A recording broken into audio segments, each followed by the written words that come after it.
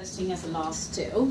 So just before we start the session, just wanted to let you know the toilets are just outside of the classroom, and we haven't got any planned fire drills going on today. So if you do hear the fire alarms going off, just follow the fire exit signs on either side or down the corridors, please. For my first slide, I got the icebreaker. This one, isn't it? Mm-hmm. Oh, there you go. So I got a very vibrant sunset. What I wanted to do is for you to share with us what your favorite color is, and just let us know how, being that color make you feel. So who wants to start first? Blue. The reason behind? It's like the colour blue. Then Andrea? Can I have two? I like turquoise and purple. I like purple as well. I found purple is like quite deep, and turquoise just makes me smiley and happy. Alright, so what about Tracy? I like green. I really like green, yeah. Sea yeah. green. I like green, yeah. I love to find sea glass, if it's that little bit of green tinge to it. Alright. Yeah, I just find it's really relaxing. I like green. What about Jason? Mine's red, to do with football and to do with cars. Right. Football. Because that's What? mine. What red? Sorry. It's There's a dark lots of red in it's the a world, dark you're red. right. Yeah, I love dark red. Okay, what about you? I like different colours for different reasons. I like green for clothing and things like that, but I love the orangey yellow because it just makes me feel warm. And Happy. What about you, Jane? I like red because of Nottingham Forest for a start, Yeah. and it just makes me feel quite alive and active, and yeah, that is my colour energy actually, red. Alright then, so just going back to the session now. Please find it interesting. Okay. So there you go. Objectives of today's session is going to be to learn the basic anatomy of the heart, the conduction system of the electrical impulses of the heart, and methods of getting an accurate ECG. We will be mainly focusing on how to get an accurate ECG, but we'll be touching the basic knowledge of the anatomy of the heart and the electrical impulses of the heart. Okay? So here I've got a few facts about the heart. Heart is a muscular organ that acts like a mechanical pump, and the size of an adult's heart would be the same size as his or her fist. And the heart is located between the right and the left lung in the middle of the chest and slightly towards the left of the breastbone. The last one, it delivers oxygenated blood into the body and deoxygenated blood into your lungs. Okay? So the next one, I've got a diagram, the anatomy of the heart. You have got it in your booklet as well. So I'm just going to let you know exactly how it works.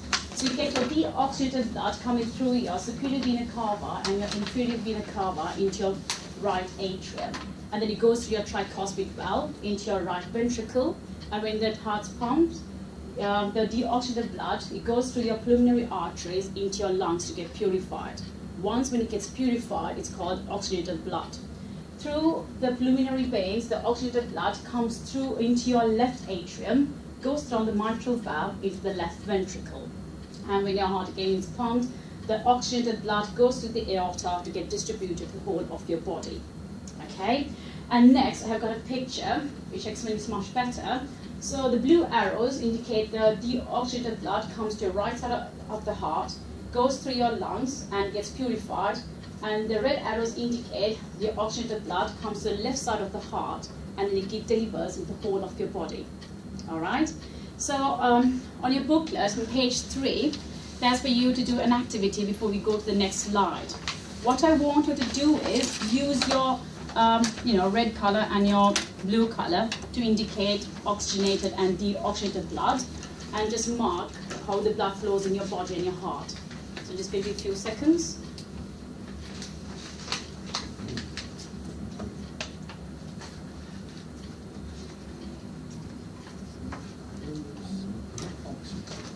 Blue is deoxygenated, and yes, and red is oxygenated blood.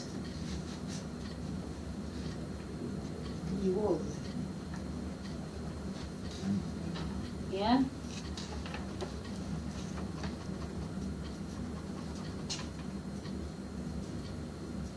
All right with that? Okay, just go to the next slide then.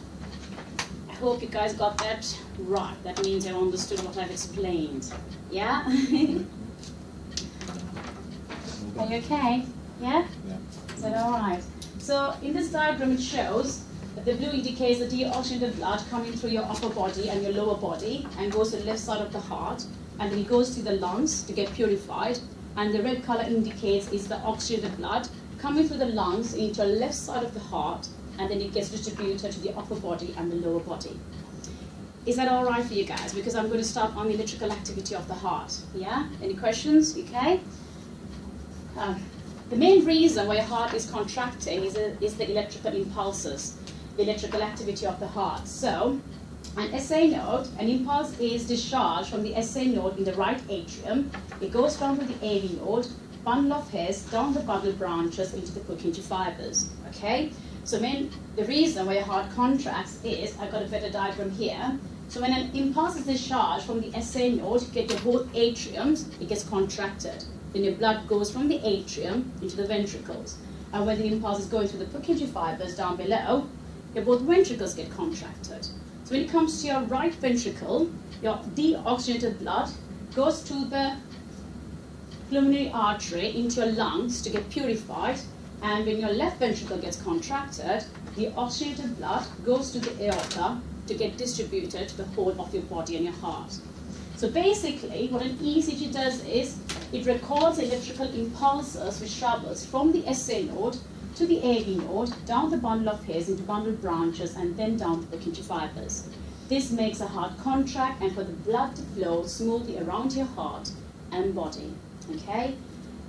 So reasons why people request for an ECG is, number one main cause is for chest pain.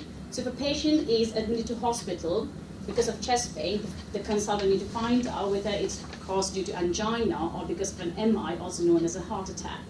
So both times the patient has to be, hooked onto the machine for us to see any ECG changes. But when it comes to MI, also known as a heart attack, ECG changes can be seen even after the heart attack. Like there are like Q waves and things that you look at in ECG, and you can say this person has a heart attack so many years ago. Or even sometimes you can see there are different phases of an MI as well.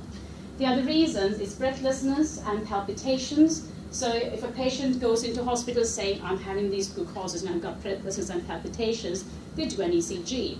And ECG, like arrhythmias, has atrial fibrillation, and if you have got a very fast heart rhythm, a person can, just walking up the steps or walking like from here to there, will experience breathlessness and palpitations. The other reason can be dizziness and blackouts. Dizziness and blackouts can cause due to heart block, and there's another ECG arrhythmia called prolonged QT syndrome. So if it's like a heart block, like a second degree or a third degree heart block, they have to be seen by a cardiologist to have a pacemaker fitted. And when it comes to long QT syndrome, they probably have to go on taking drugs. The other reason may be preoperative. So if they're having an operation done, obviously anesthetists will want to know exactly the condition of the patient's heart so that they can take extra precautions to see exactly, if something's wrong with them. And monitoring to keep an eye on the patient when they get admitted to hospital. And the other one is response to medication. So this can be due to two reasons. Some people can start on new medication if they have a cardiac problem. So if the cardiologist will request an ECG before they start the medication, and weeks or so later they'll request for another ECG to see whether the medication has helped them to come with their heart problems. And the other thing is, sometimes can have side effects because of some certain medication. So a doctor will request one before they start the new medication, and a week or so later, another one to see whether it has affected the person's heart. So if so, they probably stop the drug or move on to they'll reduce the dose stage. So 12-lead ECG, it records the electrical activity of the heart, a quick painless procedure which will only take a few minutes. There you can see a gentleman lying very comfortably on a bed, and he has got some stickers, also known as electrodes, which I'm going to pass around on his chest, his arms and his legs, and these electrodes are connected onto the ECG machine. You can have a feeling of them. And these are pediatric electrodes, which we use only for babies. There you go. Sorry, these are things you stick on your chest then? Yes, we do have two types of electrodes. And these are... And everywhere else, you'd be surprised how many of these you find on a patient. Oh yeah. Yeah, When they There go you up to go. ward, yeah. So basically, the pediatric ones, may I just have one electrode, please? Thank you. I've got a blue at the back. You can have it on the skin if you want to, and obviously a little kitty on the top as well. That's how differentiate. It's small in size. It has got a wire connected to the electrode. The main reason is that because when you're having an ECG done, we ask the patient, could you keep still? For a baby or an infant, you can't do that. So this enables us, even if they're wiggling about, for us to take a normal good reading. When it comes to these ones, both are, electrodes used for the adults.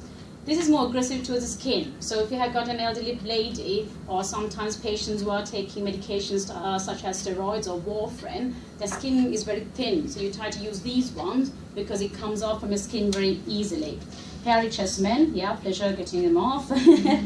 And yeah, ladies who are wearing very thin stockings, also you can use them on top of that. So I'm just going through the positions of the electrodes on the chest.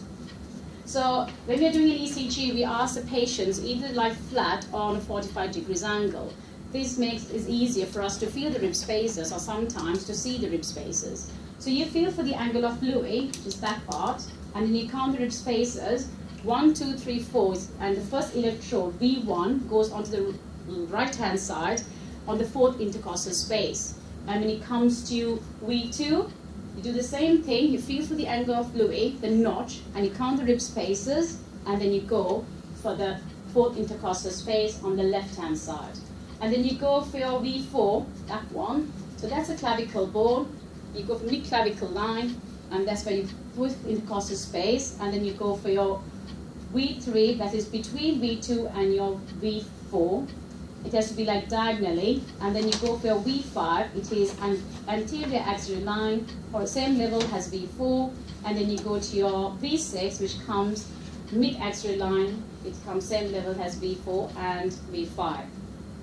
Next, I'm going to the positions of the limb leads. So the diagram shows of the limb leads, when it comes to your hands, the electrodes has to be placed on the wrist.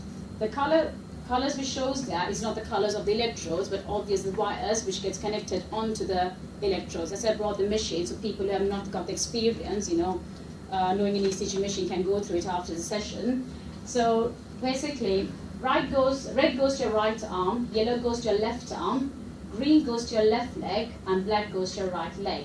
When you're placing the stickers on the arms, it has to be on the wrist, and when it comes to your legs, it has to be close to your ankles.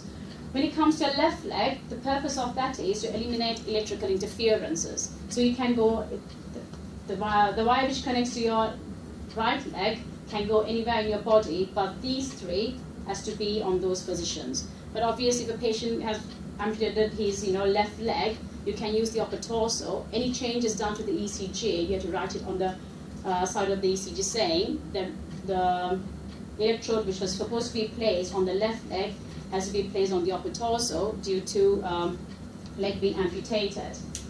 So to remember this, we normally go ahead, write your green bike and read your good book. So a 12-lead ECG is to obtain a 12-lead recording to place 10 electrodes in specific areas in the body. These electrodes are then connected to the machine to get a good reading. So I've got some examples given out to you all. So ECG 1, this one, ECG 1, 2, and 3, and 4. So that's a normal diagram of an ECG. You get the patient details over there, that's the identification number, and that's where you get the measurements. Ventricular rate means the heart rate, and we get the PR interval, the QR interval. Those are the normal measurements that we look at when we don't differentiate whether it's a sinus rhythm or whether the patient has got an arrhythmia. When it comes to an ECG, these three, lead 1, lead 2, lead 3, those are called the limb leads. AVR, AVL, AVF, these are called the augmented leads. And V1 to V6, they're called the chest pericardial leads or chest leads. What each wave means. The electrical impulses discharged from your heart are transformed into waveforms known as P, Q, R, S, and T. So P wave means a contraction of the atrium, QRS complex means a contraction of the ventricles, and the T wave means relaxation of the ventricles. And to achieve a good ECG, we have to follow a few steps. Make sure the patient is relaxed and comfortable. Make sure the patient's whole body is on the bed. his arms and feet are not dangling off the bed, this can create muscle tremor. Offer a patient gown, especially for ladies as they have to be bare-chested. Remember to cleanse the skin with a sani cloth. So these 4 steps we normally have to follow before like we place the stickers on the patient. Otherwise what you're going to do is you can ignore the first 4 steps, place the stickers, go back to the machine, you get artifact. Then you're wasting time wondering what created the artifact. Is it because the patient's not relaxed, or is it because simply I didn't cleanse the patient's skin? So if we do these 4, I guarantee you get less artifact than normal. Placing of electrodes in the accurate place, and always check the printed ECG, especially for lead transposal. So I got ECG number 2 example. So if you keep your ECG number 1 and 2 on either side, you can see in ECG number 1, lead 1 is positive and lead 2 is negative. Yeah, and then you can see in ECG example number 2, lead 1 is negative and lead 2 is positive. That's what you mean by lead transposal. That means the patient has not been connected properly for the machine. That means the person who has done it has connected the red one into the left arm and the yellow one into the right arm. The other one is only use well-maintained machine approved by the MND, because if we do have any wires broken or clips broken, it can create artifacts. Poor practice creates poor recording. So going through these 2 pictures, which one do you think is the wrong one and which one is the right one? Is it the one on the left or right or the left? This one's wrong. That is wrong. Yeah. Yeah, that's right. So you can see they have not even counted the rib spacer, just on the angle of Lou itself they have placed the electrodes. Poor quality ECG. This is one of the examples which we got a lot of muscle tremor. If we go to example number 3, sorry to say this, this is an ECG which was performed by somebody in A&E. A lady has gone into A&E saying that they have got chest pain. They've done an ECG and there's just very poor quality and there's muscle tremor.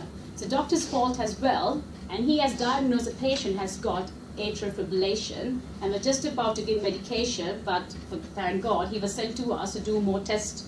And ECG number 4 shows you the difference when it comes to an AF. There are certain things that we look at when it comes to an ECG rhythm. So there are no P waves, and you can see the QRS. It's not regular, it's irregular, and you can see flutter waves. The muscle tremor created by the ECG, which was done in A&E, the doctor thought it was muscle tremor and was sent to us saying, the patient has got atrial fibrillation, please start on the medication. But when we do the normal There's a ECG... reason for that, because I work in A&E.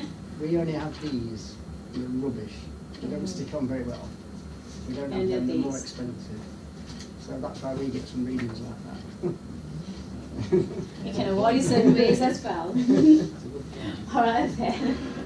I think what's interesting about that is how more efficient would it be Yeah. if they did have those Yeah. electrodes. It's but much they better. won't. And we'd They're more avoid expensive. duplication of, well, But then again, we first of don't all- use this on all the patients because it's expensive. We only use on patients who have got very sensitive skin. But as you said, if you can use them, the trust scan, we don't have them in know A&E at all, so- because it's more expensive. And even for us, we are told not to use them unless you have to because of the expenditure. Well, I would counter argue that this isn't for you, but I would, Yeah. being a procurement professional, it's invest to save, isn't it? And Yeah, then it's in true. terms of Because patient if that outcome person was and started on patient safety. medication, Yeah. then will problems.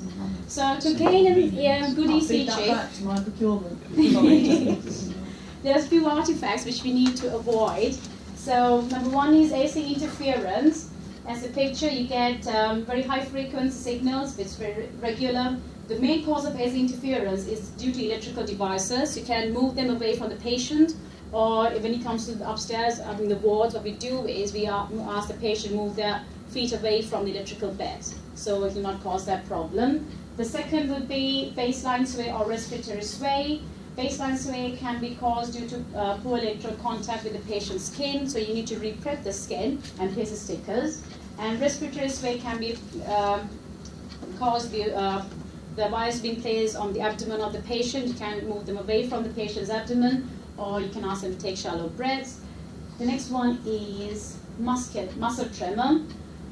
You can see this artifact when the patient is not relaxed. You can ask them to relax, speak to them, put them at ease, or when it comes to patients with Parkinson's disease, because obviously they can't keep their hands still. So what you can do is to place the electrodes on top of the shoulder, and so again you have to write it on the ECG saying it has been done because the patient has got Parkinson's disease. That's how it looks like. You can see high frequency signals, but it's very irregular. And the last one is sudden patient movement.